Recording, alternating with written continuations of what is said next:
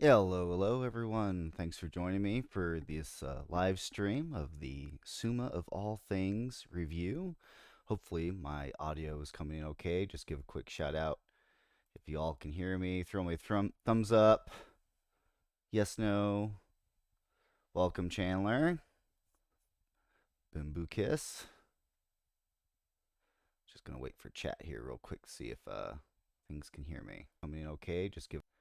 Yep, looks like my sound is good. Ion Radio's here. Awesome. Thanks for joining me. Okay. I know, so excited. We've been all waiting so long for this day, none least than myself. I'm gonna pop out my chat box here real quick so I can minimize this and minimize a few other things. My Discord, we can keep that closed. And we can bring this up. Okay. So before we get into things, I'm gonna go over the sum of all things, and you guys can feel free to ask me questions about it. If you haven't seen, I was on the Discords, I was posting messages. I was credited as a game developer for this kit alongside Plumer and oh gosh, where did I put my pictures that shows everything? I can bring these up. I had these pictures sent to me because I didn't get a copy, so I had someone take these pictures for me. Um, oh, that's not it. You guys don't want to see that thing. Here we go. Andrew Dursum and Sarah Rowan and myself were part of game development. Michael Plumer was the lead game developer. And you can see the rest of the credits there. Again, huge shout out to my playtesters, Colin Looney, Brian Schmidt, and Jacob Thompson. I know there's some people who have wondered, like, for playtesters, why does it seem like such a small amount? Obviously, I can't go into detail about that, but just know that, like, it was tested with the time that was available. And before we get, again, into anything else, I just need to clearly state that I am a subcontracted personage. You know, I do work for Atomic Mass Games. I am not employed by Atomic Mass Games. I am not a game developer for them. I am not employed by them. I do things for them as requested, such as moderating the rules forum, or in this case, assisting them with developing this kit. But that does not make me a game developer for them. Okay, so any like questions or things like that or speculation, like there's going to be, I'm sure, some questions people will ask me, like I will not be able to answer a whole lot. Like I'm very restricted in what I'm able to talk about, but if I can answer it, I'll do my best effort. So don't feel shy about asking questions, just know that that answer may not be what you may want. So okay, let's see, are you doing the official launch?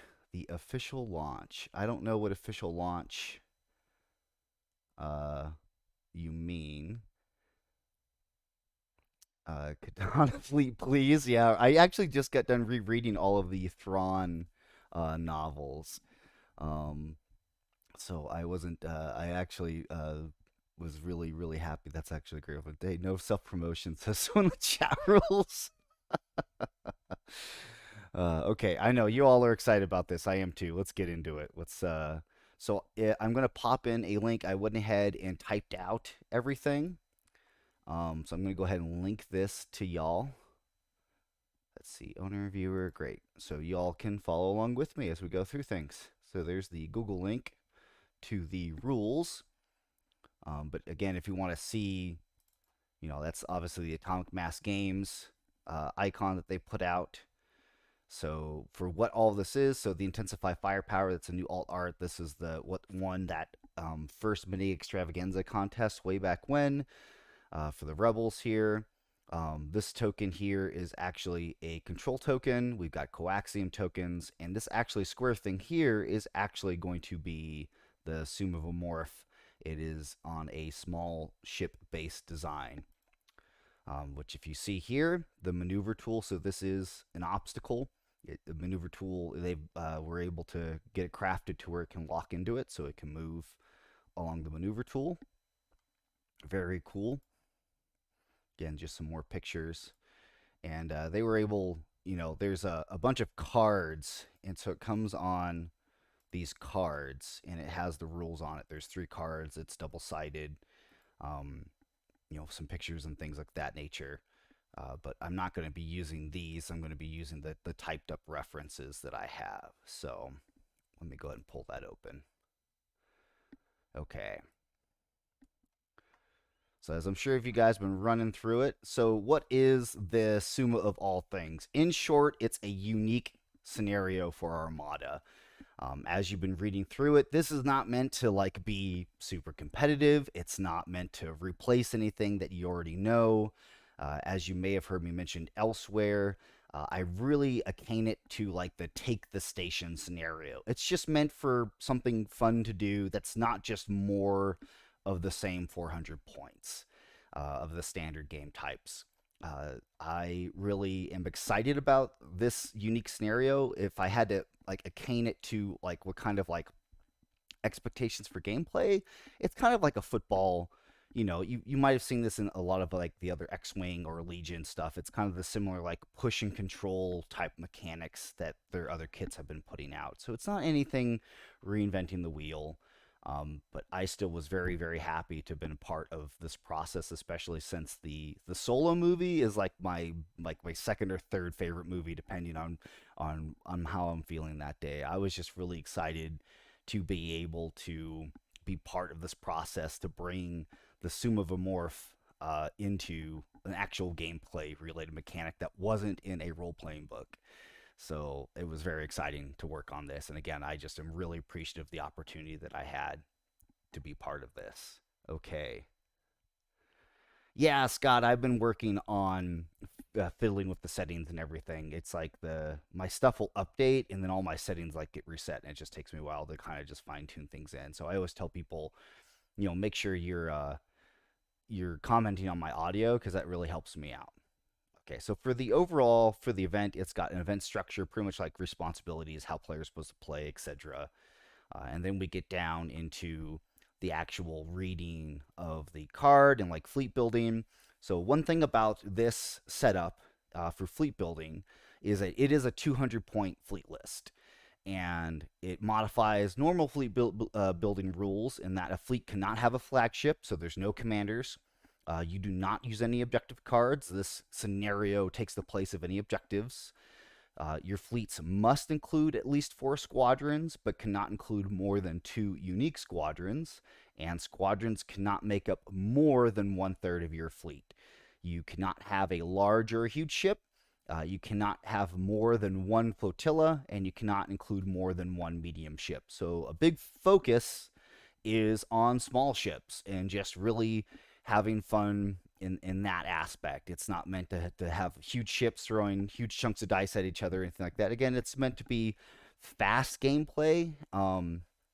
If I had to remember like how often the game takes, probably like the first time you try to play this, a game will probably take you like 2 hours, just because there's some differences and you have to learn the mechanics. But I was able to at some points get games finished within like 45 minutes to an hour at the most. It just depends on what each player brings. So it's really just faster games between players, especially if you're looking to like introduce new players to Armada. Even if you don't want to use the Summa Morph as a rules, include that, you can build these 200-point fleets and then still set up on a 3x3, with a friend if you're trying to introduce them in. And this kind of, I view this as like other guidance to be able to help players like get faster games in too.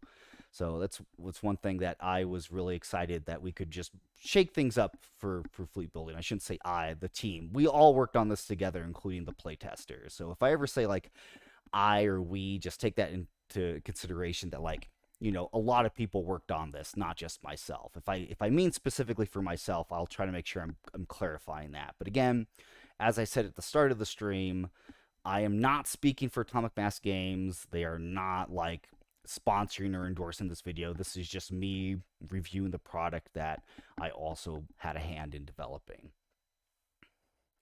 Yeah, the play area is a 3x3. Again, just focused on fast, quick games. Okay. For getting into setup, again, it tells you, yeah, it's a 3 foot by 3 foot. You just pick a side, player set up on the opposite ends. There's no choosing objective. When you place obstacles, you take the Summa Morph and you place it in the center of the setup area. Otherwise, you place obstacles as normal. You exclude the station. Obstacles must be placed beyond distance 3 of the edges of the play area and beyond distance 1 of each other, so pretty standard fare for a 3x3. After placing obstacles, the players then alternate placing coaxium canisters down in the setup area, starting with the second player. After the first 4 are placed, the 5th canister must be placed touching the Summa Morph and not overlapping any other coaxium canister. Again, the size of that Summa Morph is the size of a small ship base. So, it's going to provide a very unique way to be able to play this setup, is that you can kind of, twist or turn it and put it down however you want, like a normal objective token. An optional rule that was put in here is that before placing obstacles, the second player can place a gravity rift in the center as well, and then you place the Summa Morph on top of the center of the gravity rift. The gravity rift obstacle cannot be moved by card effects. No interdictor graph shifting things around. No Ezra Bridger moving the gravity. Just think of this rift as just totally unmovable. It cannot get shuttled around. On a 3x3, it led to some very interesting unintended things happening. So it's just like, that's probably best if that just doesn't get moved. So for deploying ships, otherwise you deploy ships and squadrons essentially as normal, except for squadrons must be placed within distance 1 of a friendly ship. They can still be placed outside deployment zones, but again, not outside the setup area. So squadrons are within distance 1. It's not the normal 1 to 2. Let's see here. Getting into end of round. So when you get to the end of a round, again, you still play the standard 6 rounds of play. If there's a Summa Morph control token, remove it from the play area or player. If the Summa Morph is within a player's deployment zone, the game ends in a loss for that player. So if the monster is within another player's deployment zone, pretty much it just it eats you, essentially. It eats the player. Kind of just a silly little thing that we had there is like, why does the game end? It's like, oh, because it eats the player. It's like, oh, yeah, that makes sense. Yeah, Chandler, I agree. I have always wondered why there just wasn't more small, unique scenarios that just catered more to people who just wanted fast games and didn't actually want to sit down and play 2.5, 3 hours of Armada, especially when you're trying to get new people to play. It can be very difficult to say, oh yeah, you can play this fun game if you've got 3 hours for your first game, so it can explain all the rules to you. So again, I just really am encouraged by these kinds of game modes where it's just fast, it's quick, it's a lot easier to get new players introduced to game mechanics without overwhelming them with oh, here's a super star destroyer or this other large ship, and oh, you have that small ship, but it just blew up because it rolled 15 dice, and it's just that kind of stuff never was really appealing to myself for trying to introduce new players into Armada for. So I'm very focused on kind of that more casual aspect, I guess you could say. I still love competitive Armada. Don't get me wrong. I love playing competitive Armada, but just it's always nice to have other options. Yeah, exactly, Chandler. So after, let's see, we touched on the end of round. If the Summa Morph is within a player's deployment zone, it eats the player. We get to the end of game, so after the 6 rounds, at the end of game, check to see if either player has any ships in the play area. If a player has no ships in the play area, they lose. And if both players don't have ships in the play area, well, then they both lose, right? If both players still do have ships in the play area, the player who has the most coaxium canisters on friendly ship and unique squadron cards win. If neither player has more coaxium canisters on friendly ships and unique squadron cards, the game ends in a draw. So how do you collect these canisters? What's the purpose of them? That will be get into as we get into the special rules. Special rules making up for lost time at the start of the first round. Each of the second player ships gain a navigation command token. So that is just it's assistance for the second player is to offset first player advantage.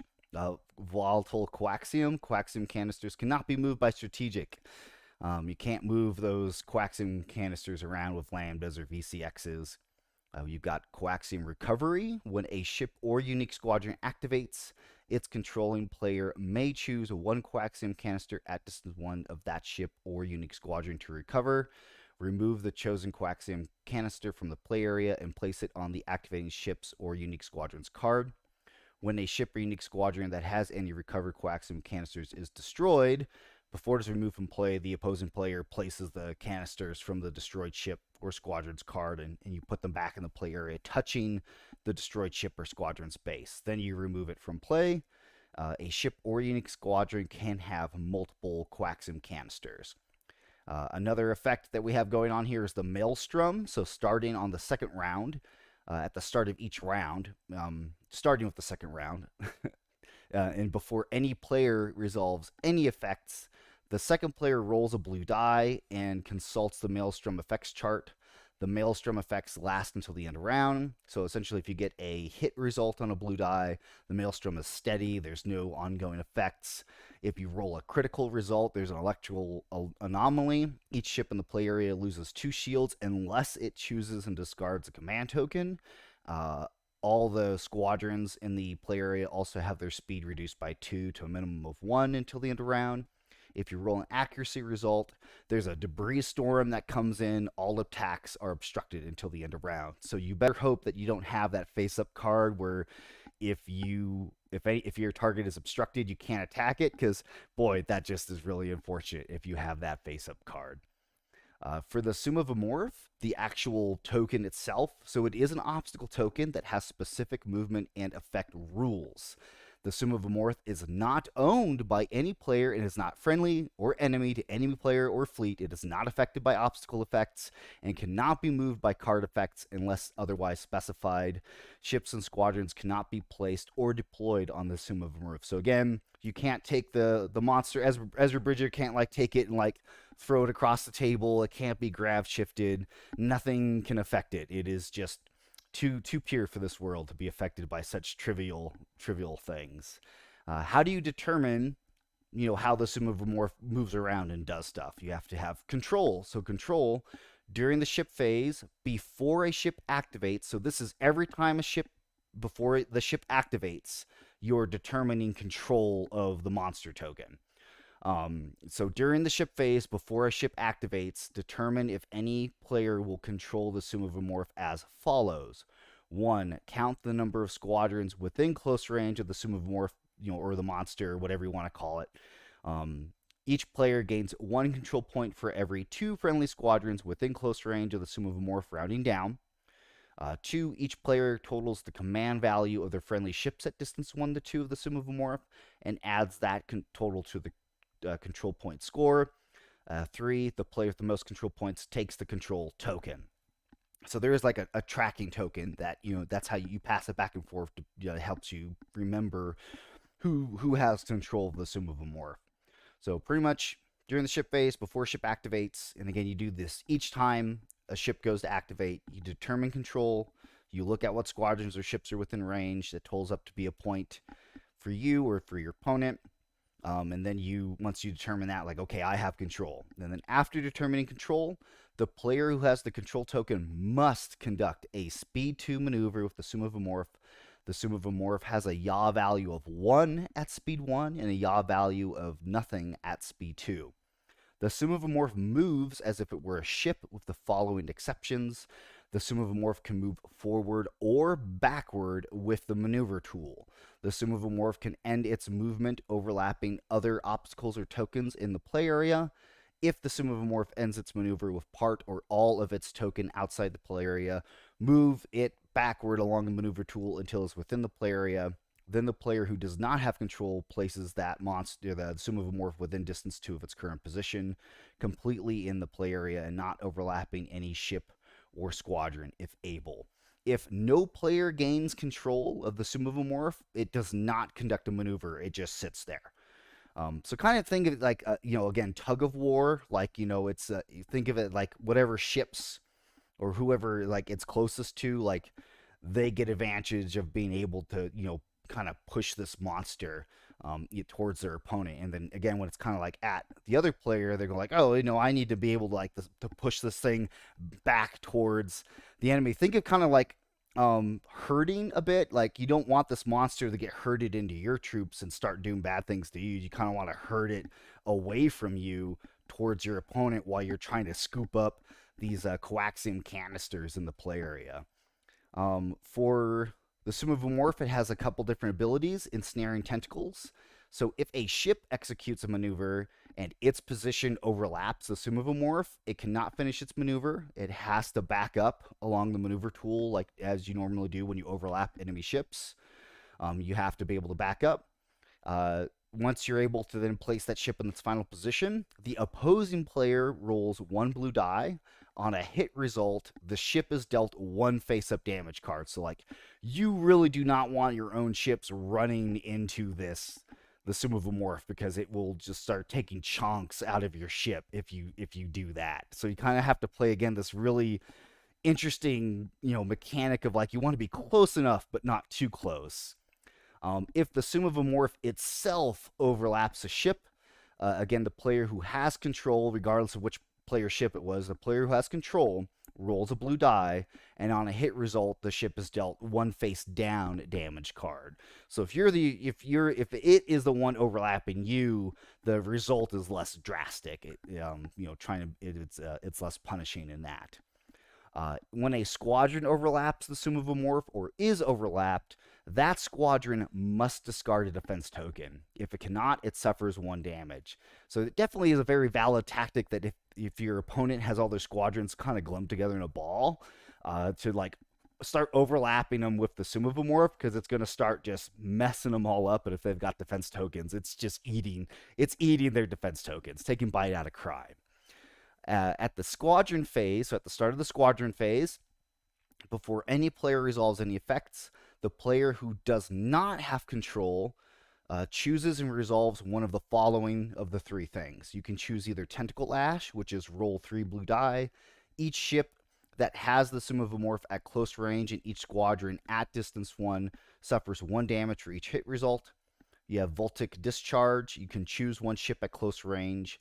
The chosen ship must choose and discard one of its defense tokens. If it cannot, it is dealt 1 face-up damage card. And then you have Devour. Choose 1 squadron at close range. The chosen squadron must discard a defense token. If it cannot, roll a number of black dice equal to that squadron's remaining hull value. The squadron suffers 1 damage for each hit result. And I should point out that Devour, it's not an attack. It's just kind of like similar to the proximity mines.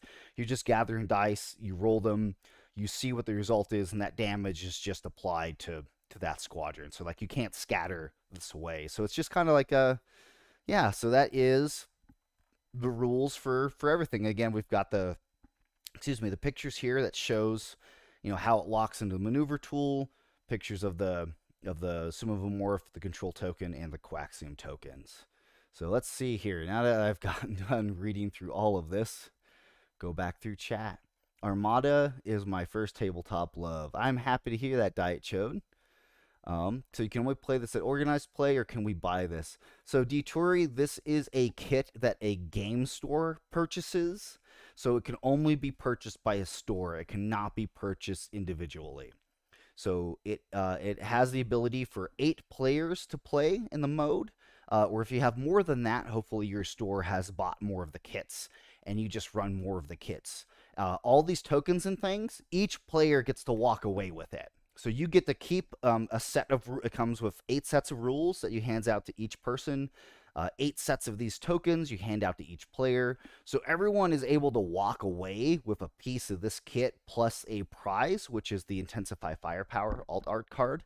So everyone walks away with keeping part of this kit, and they can take this out and go play with their friends. Your friends, if they don't show up, you can still at least have this piece that you keep, that you can take to your other friends or other conventions, wherever you go, and you can play with them. It's tried to be very flexible with all this, which I really do appreciate. So want to go an event for this 200 points will be interesting.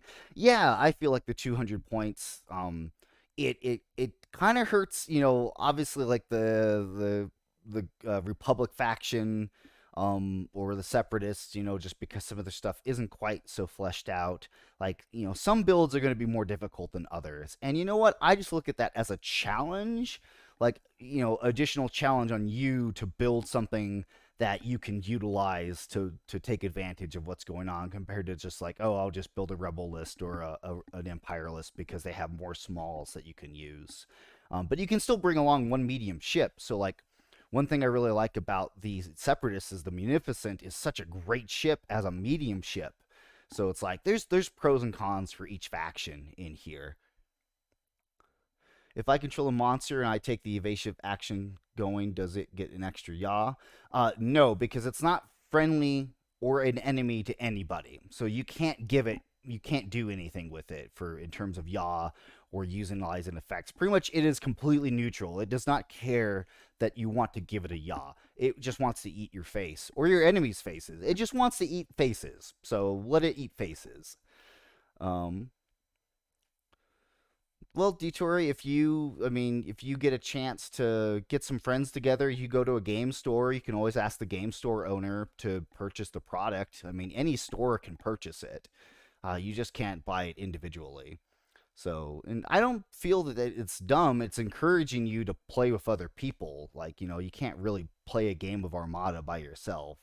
But I also understand that frustration of like, if it is you and your group of friends, but you don't have a game store that's willing to purchase the product, yeah, that can definitely be a little frustrating.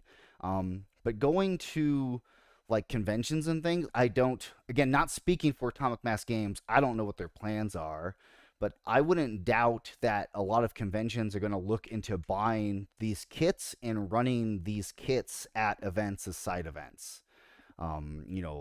That just seems like what would make sense to me, but I'm not in charge or have any opinion of, how people run their events. I just know that going into the future, that's definitely something that I want to do at events, that if I'm a part of it, I want to run these the Summa Vol thing kits at, so we can try to get that more out there for folks and people.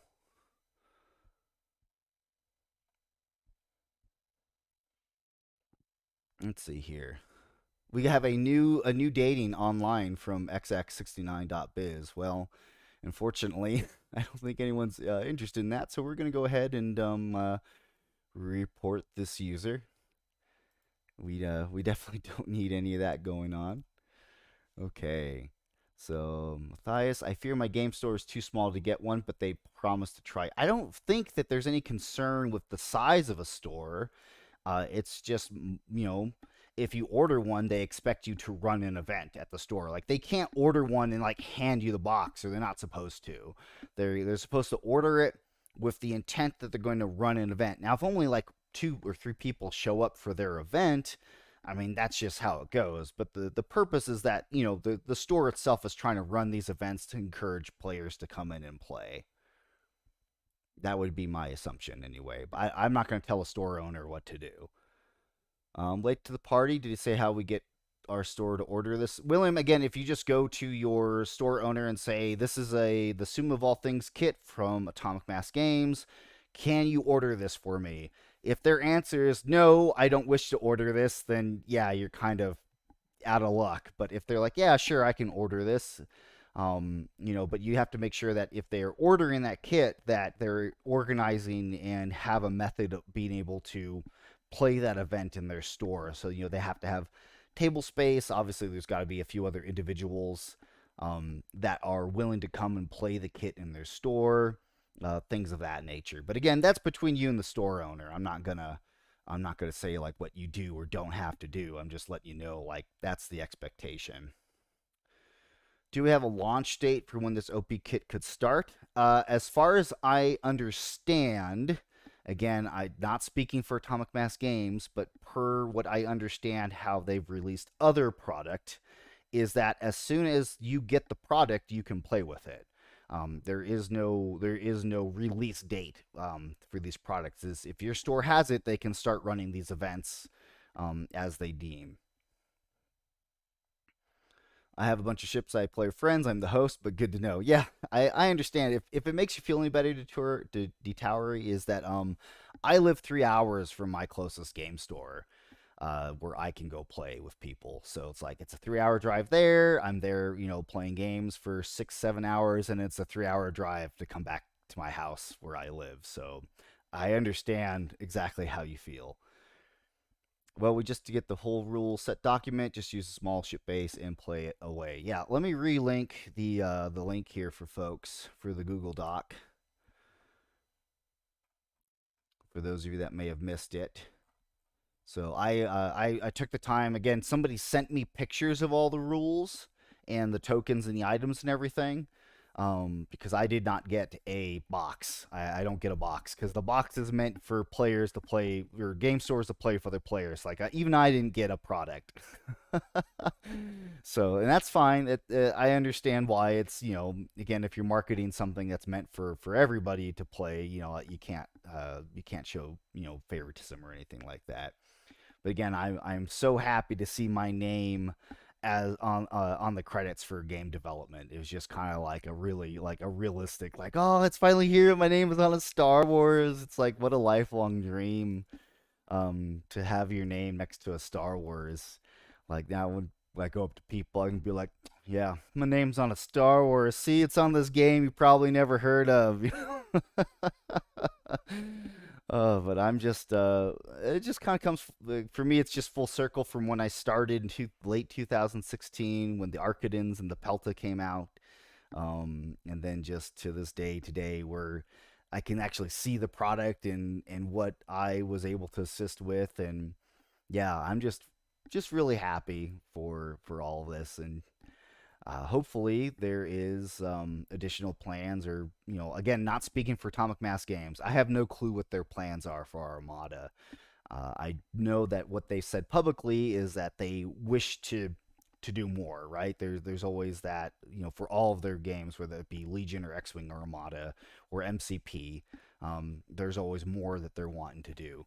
So, but I don't know their timeline. I don't have any like additional information or any stuff like that. I also can't speculate on anything of that nature. It's just my hope that they continue to develop more product, as is what I can say as an individual.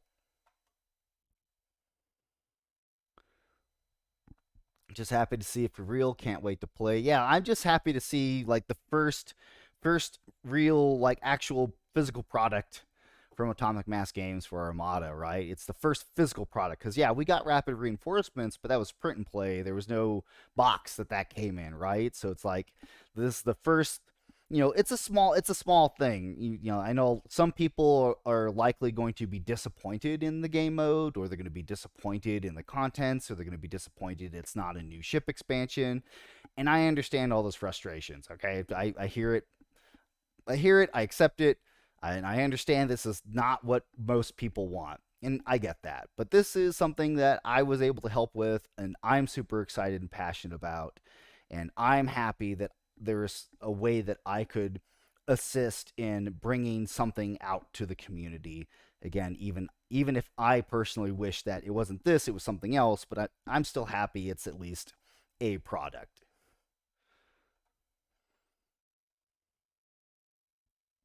Is me and Josh playing this at the store all night in an event?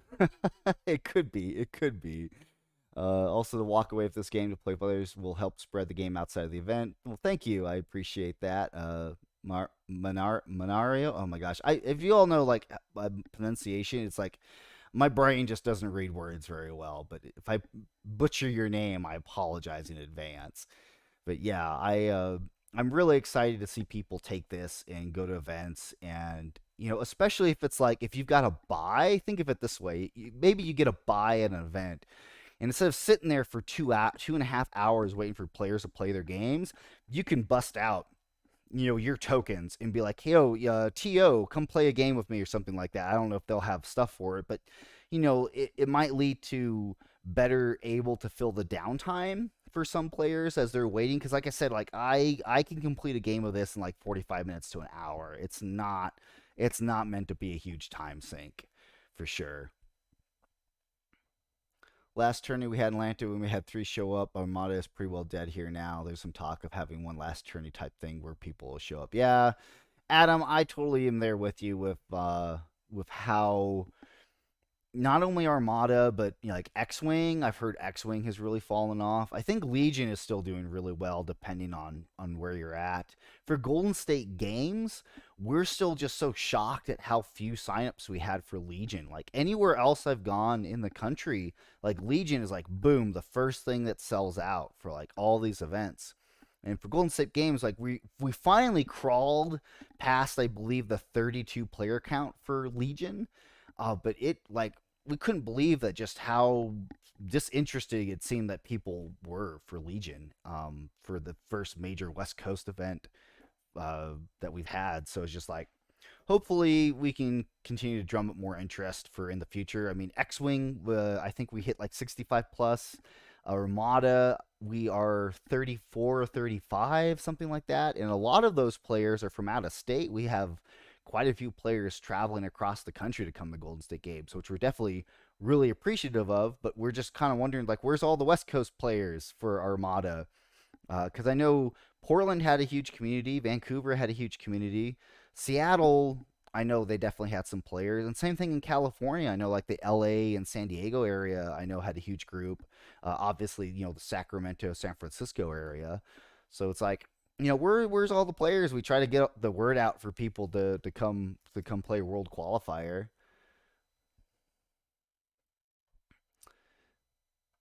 Oh, thank you for the comment. People are saying, thanks you, you deserve it, and I appreciate it. Thank you so much. I just try to make sure I'm doing what I can to help out for Armada, in the method that I'm allowed to by Atomic Mass Games, and I'm hoping that for Adepticon, uh, I'll continue to be of assistance in trying to help out. I don't have any Adepticon news. It's very much still up in the air with all the plans for what's going on for Adepticon. There's nothing that I am able to talk about. Just keep an eye out on the Atomic Mass Game sources and Adepticon sources, and when we are able to release information, it will be released, but not beforehand. So I know some people have been like, "Hey, what's going on? What's the game format? Is there a last chance qualifier? Is there this? Is there that?" And unfortunately, like, a lot of this I'm not able to comment on quite yet. I just will say that you know expect relatively the same expectations you've had from prior worlds, and I wouldn't see there much deviation from that. So they know and understand what the community is used to, and I don't see like any changes to that expectation. That's about all I can say. Let's see here. My name can be on the 2023 Armada World Champion Trophy. Yes, yes, it can, Matt. Yeah, the update, the website update. I actually haven't had a chance to go see the Atomic Mass, the website to see the change for that. Oh, hey, yeah, look at there. There it all is. And a new icon, too. That icon is a little bit different. Oh, it actually links better to the rules forum, which is nice. It says helpful links for their shop. I feel I can't criticize. I can't criticize their website. Any updates is better than no updates. What does it say for Star Wars transmissions? Where does this take you? Oh, it just takes you to an X-wing document that has nothing to do with Armada. Oh, you can click on Armada, maybe. Ah, okay, then it takes you. Yeah, because before this page, it kind of like existed in secret. Like if you had the direct link to it, you could access it, but otherwise, like you couldn't get there from the main page. So I'm happy that that's there now. So yeah, they're slowly getting there. I've heard rumors that there's just like with everything, it just all depends on what they're allowed to do or not allowed to do. So it seems like they're slowly getting to where they want to start putting these pages and things in order. Okay. Let's see here. Still watching from the beginning though. I'm wondering if that would make another meta specific to this campaign. For myself personally, so not to if any of you went to Lone Star Open or San Diego Open in 2021, you may have played a game that was eerily so similar to this. And I'm not going to go too much more into details, but some players are kind of able to help me in a sneaky sort of way back when. But that was even before, I can't go much more into that. I can't break, I can't give like timelines or anything like that. But they were the players who played then, and then also in discussions I've had with the playtesters is that you could probably make like a league format out of this very easily, where you could come by once a month, and the rules definitely say they don't encourage tracking wins or losses, but you could have like think of like something like Blood Bowl, where you have like your team and you try to lead your team to victory, and you could have like league events where it's just these fast games scheduled for your with an opponent. You just drop in, you play a game, you can record it on your league or something like that. And I could definitely see people doing something similar to that, and I would actively encourage like a concept like that. I think it would be fun for it. I'm not sure if you could use this like in a campaign, like a campaign, but you definitely could use like this token or those coaxium tokens, like if you want to like incorporate that into other aspects of Armada. Like I don't doubt that you could somehow use this with like a Rebellion in the Rim campaign somehow. Like if you wanted to do some house rules and get this incorporated, like if you want to go along with the atomic mass game method of determining things, like just roll a die and see if the Summa shows up in your Rebellion of the Rim fight with with a player, or in a pivotal battle or something like that. I think that would kind of be kind of neat to see if the players wanted to do aspects of that nature. Yeah, I love to see more small ships for all, as there are some ones from the epic section of X-Wing that they could bring over. I want a squid. Yeah, I don't know what's going on with any of that for X-Wing related. I do know that they are working as they can to get things updated and brought over, but that's like the standard answer they give everybody. Like, I don't have any privy access to information or anything like that. Uh, X-Wing has picked back up, Adam says, and I saw Legion players last Friday. Yeah, like, I don't think there's any issue with Legion. I just know that X-Wing has really been rocked by the whole updates. I know points just dropped earlier this week that, again, has changed things, or the tournament regulations changed or something like that. I didn't really get a chance to sit down and review. I just heard the aftermath of it. So I'm not certain, how X-Wing players feel. I just know that a lot of X-Wing has died with the updates is what I've seen and from what I've heard across the community. B.E. Dawson says X-Wing is still big near me in the UK and a small but steady lot for Armada. TTS is a massive help to play games. Well, I agree that there are other methods in which to utilize playing Armada. I just can't support officially any online methods, right? I just can't, say like, oh yeah, just do this or this or this. Can't say stuff like that. Ion Radio says, want to say thank you for what you do. We all appreciate it. Well, thank you. I appreciate the community, and I appreciate Atomic Mass Games giving me opportunity to have this done. And again, I just hope you all have fun with it, and it's just something different way to play. I just really like the art. I don't know who they commissioned to get the art for the Sumavomorph, but they did fantastic job. Like, that thing just looks great. I practically squealed like a schoolgirl when I saw the art and the graphics and things for the first time.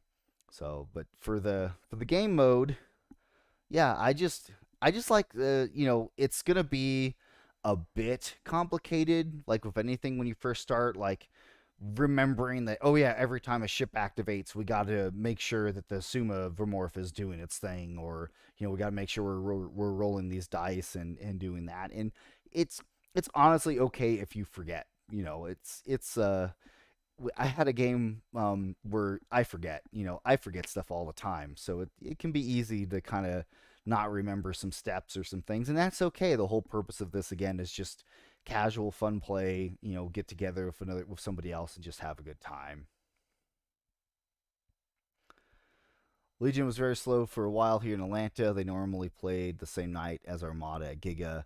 We would normally see 2 or 4 of the guys I saw Friday were new players. Well, new players is good. It's encouraging. I know that with the recent Legion expansions, especially with Grogu and Daijin and the Mandalorian and this, that, and the other thing, like that's going to get more people coming in because, like, oh, if I'm already buying this model just because I want it, might as well buy more models to get into this Legion game or whatever. And I have picked up a core set, and I just don't have time for another game that I have to drive 3 hours to go play. Like nobody plays any Atomic Mass games stuff here where I live, so it's just like if I want to pick up another game, I have to go drive 3 hours to play anyone. The only people that play anything here, it's 40K or it's Magic the Gathering, and I have no desire to play either of these at all locally, so I just don't participate in that. Would you guys have any questions for me? Any questions about the product I might be able to answer? Or just, you know, fire away. Ribbit and rip it, as the Marvel, the She Hulk show would say. That's kind of been my new, not my new catchphrase, but I definitely say it a lot more often. People will say something and I'll be like, yeah, ribbit and rip it. And they're like, what? I'm like, don't worry about it. It's just like, why would you say something so dumb? And I'm like, exactly, exactly that. You get it.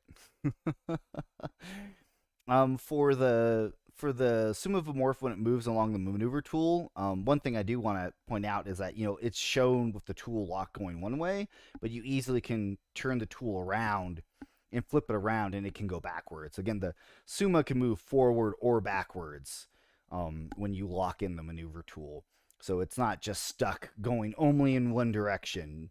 And with the yaw, you can kind of like slowly like turn it and do kind of some crazy things with it.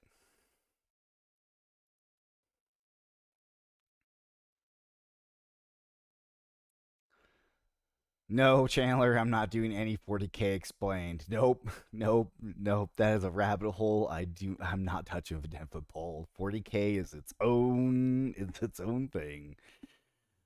Scott asked me, how was your NDA process? Do you have a lawyer spell it out for you?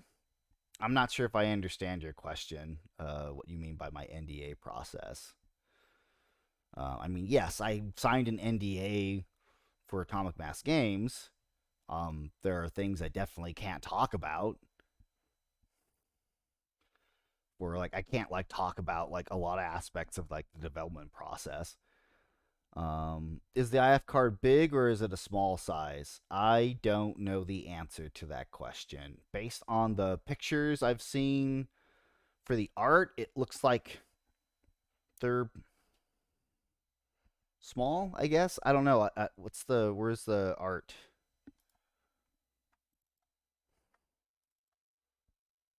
Yeah, I guess that wouldn't really tell us anything. I don't know. I don't know the size of them.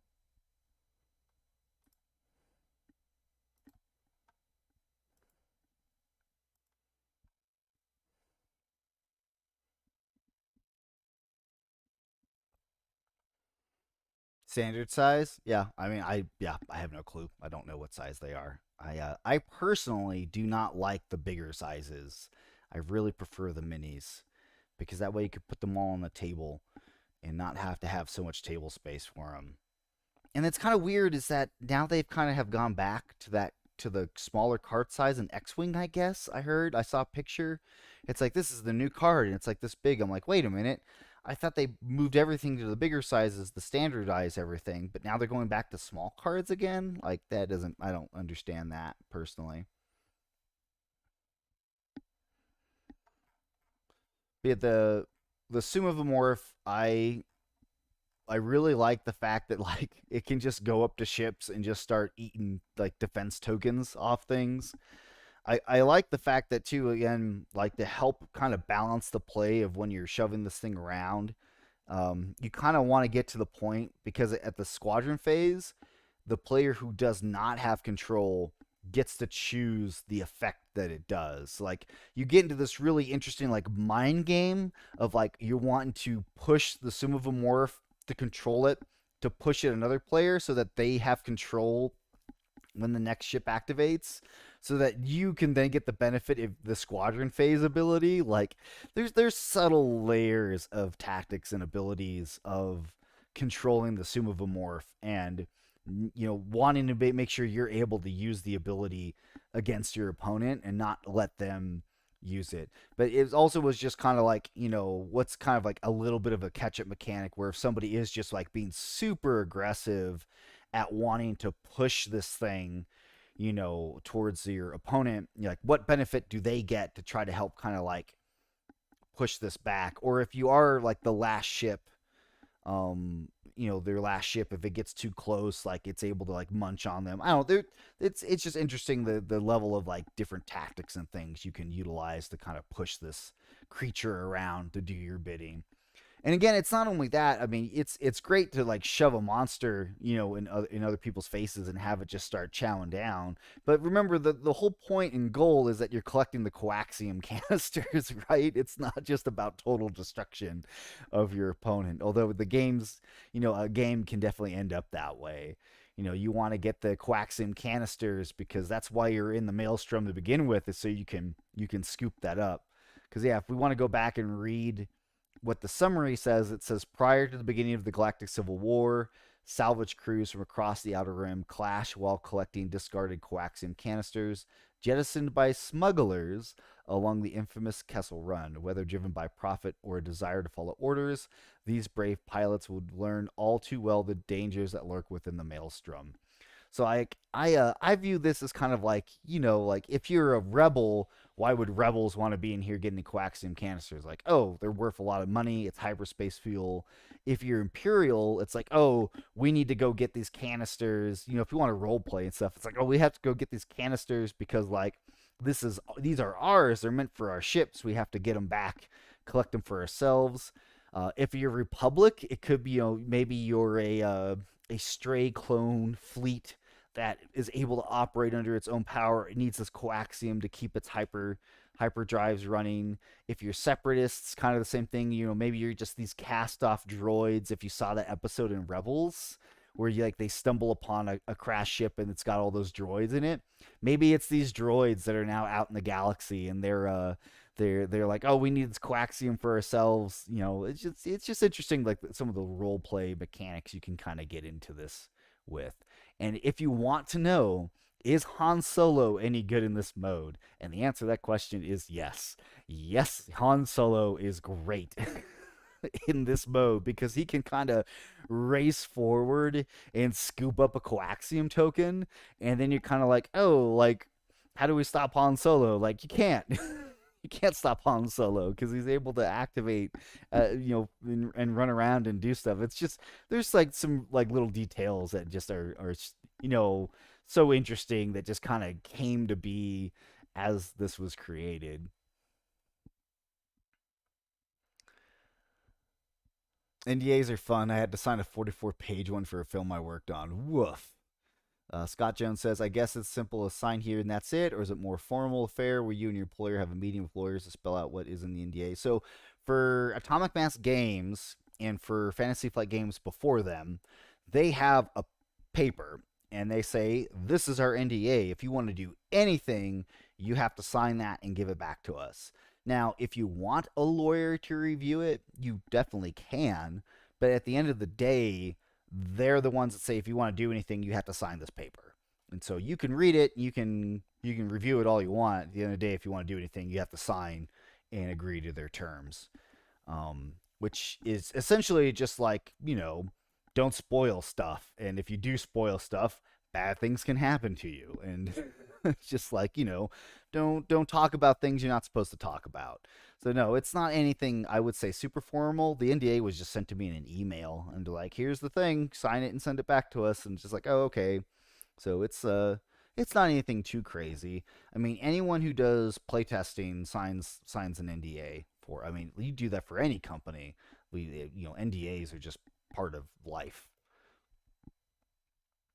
How do you get control of the Sumavomorph again? So the Sumavomorph you gain control if you have two squadrons.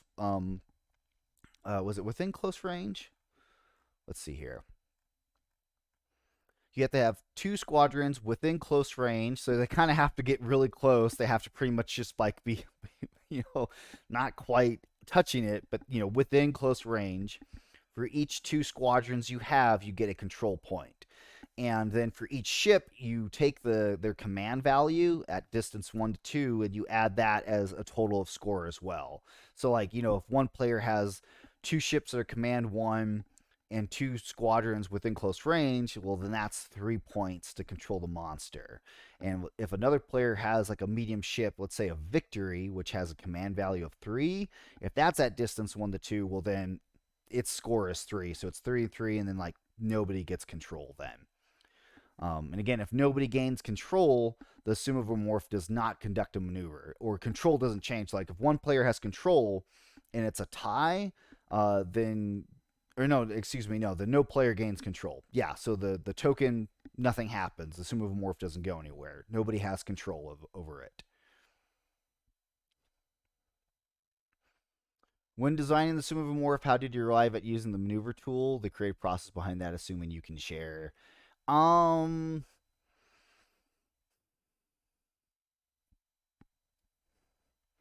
let's just say that the idea was it was just something different, and that's about all I can really talk about behind that. Is like, what's something different that hasn't been done?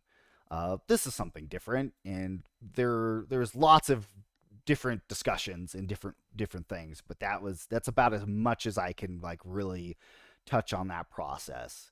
Is that, yeah, this is a unique way and it's different, and it just so happens it worked.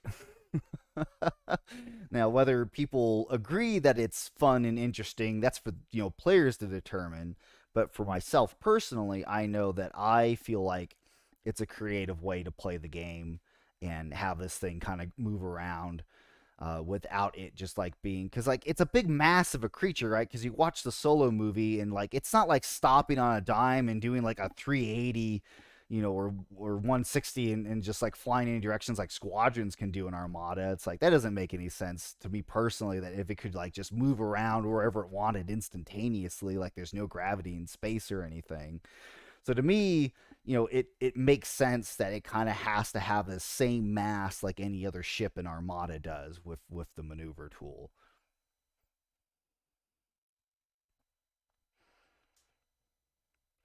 Yeah, I wonder how long it was just a regular obstacle in the testing process. Yeah, can't answer that question.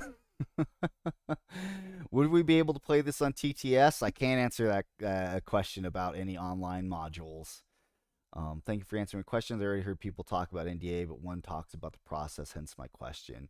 Yeah, so like I can't like tell you like how to get one or anything like that, but yeah, in terms of like, it's no big deal to get an NDA, or the signing process, or it shouldn't be. It's like, definitely if you want a lawyer to review it, you can, but again, like they're not going to change their terms just because you don't like a specific part of what it says in there. They're like, well, that's the contract agreement. You either sign it or don't. Can't wait for the space battle in Andor. We get to see the Imperial control ship that was supposed to be in Solo.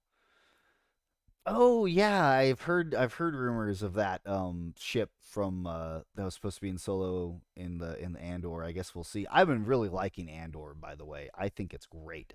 I think it is an excellent show. I know some people don't appreciate how slow it can be, and I understand that criticism. I still think it's fantastic Star Wars. I think the show would be better formatted if they did it in arcs, like how when they dropped the first 3 episodes, it kind of was like a self-contained arc, and then they could have waited like a week or 2 weeks and then done the next 3 or 2 episodes like for that other next self-contained arc. I think the show would be better in like self-contained mini stories or arcs of the show. It's like, this is Andor in his life, but like you're seeing him at different points along the way. I don't want it to be like a continuous like from point A to point B like story. I like this the concept of just like, here's 2 or 3 episodes. This is this arc of his story. Like, you're not seeing all the gaps in between. Like, you just kind of want to see like the journey of what is making Cassian be Cassian by Rogue One. So that's kind of what I would have preferred to see. So maybe if anyone at Disney is watching this for future shows, consider that aspect of entertainment as well.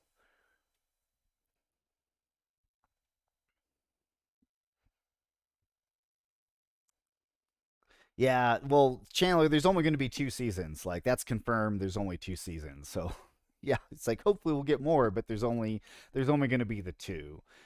Because the first season is going to cover, as the episodes over a period of a few years. But then in season two, from what I understand, the episodes are going to jump years in between each episode going on. So, but yeah, there's only going to be two seasons for Andor. Now, that's not to say that I wouldn't like to see like spin-offs from Andor happening. Like I know some people may disagree with me on this opinion, but I am loving the Mon Mothma, and it's like, okay, I didn't realize I kind of wanted like a Mon Mothma show. Can I have a Mon Mothma show? It might be so dry, but I just love all that kind of just like the political intrigue and like the comments that they make. They're all like harumph. Oh, this is this or that, and just like they all have to like do the fake laughing and smiling, and like this dance. They can't say too much one way or the other, or the ISB or the Emperor will overhear them, and there's consequences. For that, so I just think that's intriguing, and I know I would love to see more of a show like from when the Empire took over, like in the Senate, and like how the Senate changed from this room filled with galactic representation to, as we see in Andor, like it's like half empty. It's like where'd they all go? What happened? Like what led to this drive? And I know part of it has to do with the 2000, and that the Emperor really cracked down on those that like tried to support the people of the Republic and that nature. It's just so interesting. I love Star Wars. I really want to see more of it. O'Reilly is killing it. Yes, he is. Yes. Yeah, we get to see the life of normal people. Like, yeah, I agree with you. Those ISB meetings, the acting in that is just top notch. The just to see more of the walks of life. Like this was a criticism I've always had of Star Wars for such a long time, especially in the Legends books. It's like, oh, this is just some random background character in like this scene from the movie, and you're like, okay, why does that matter? Why do they have to be like a background character in the movie? Why can't they just be a unique character? Or if they were a unique character, like a book or two later, they're like on an adventure with Luke Skywalker or something like that. It was just like, I don't. That's not what I want. Like, I don't. You don't need to have the original characters involved to have a good Star Wars book, or you shouldn't need to like interject those in there. And I'm just really liking the fact that just like, yeah, it can just be different characters doing their own things, and you don't have to involve any of the original characters in it. I kind of am just a little concerned by how much they're overplaying Ahsoka and everything. Yeah, it was super cool that Ahsoka showed up in The Mandalorian. Like, yeah, yeah, oh man, that's so cool. And the teasers they've dropped for stuff there. But at the same time, it kind of like jerked me out a little bit. It's like I guess I don't like the way how they introduced Ahsoka in The Mandalorian. I just would have preferred not that. But I'm also happy that yeah, we know Ahsoka's around, Ahsoka's doing stuff.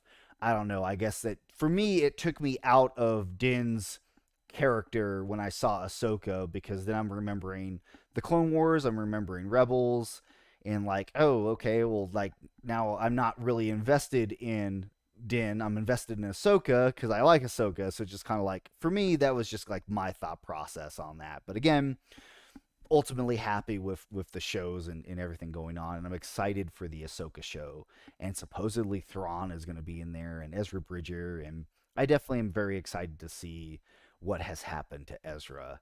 Yeah, it's just I when I was first watching the Rebel show, Ezra, especially in season one, oh my gosh, Ezra was just so unbearable.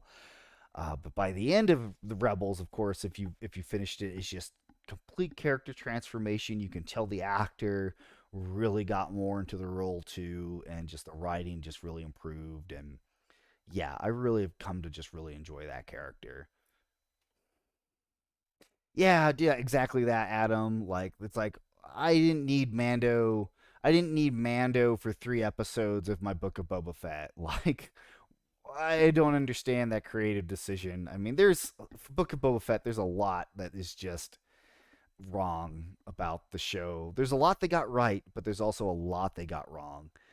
And yeah, I just felt it's just really odd that they just interjected a Mandalorian season 2.5 into Book of Boba Fett. I just felt that that wasn't really necessary or needed. I don't mind if he had showed up in the finale because you see Boba Fett being like, "I'm calling in my favor," and like he's like, "Okay, I'm on my way," but he doesn't actually get there until the finale. Like I would have been fine with that. I felt like that would have been like a normal like series of events is like, oh, like he's like, oh, he called for help, like Mando's on his way, like Mando's gonna come at some point.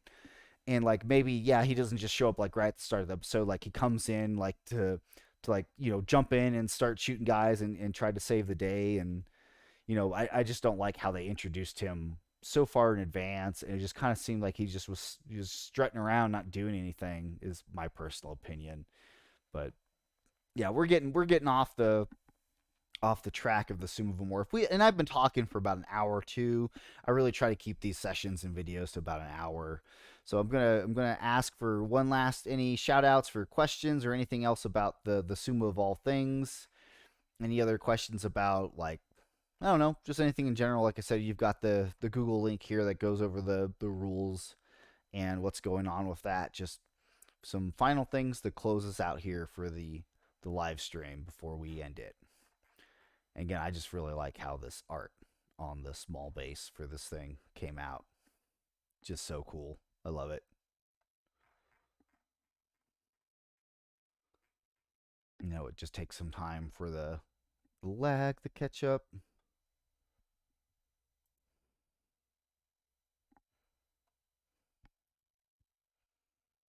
All right, going once, going twice, 3 times.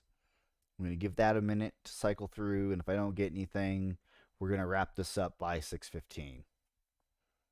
My time, local time. I don't know what 6:15 time would be for you.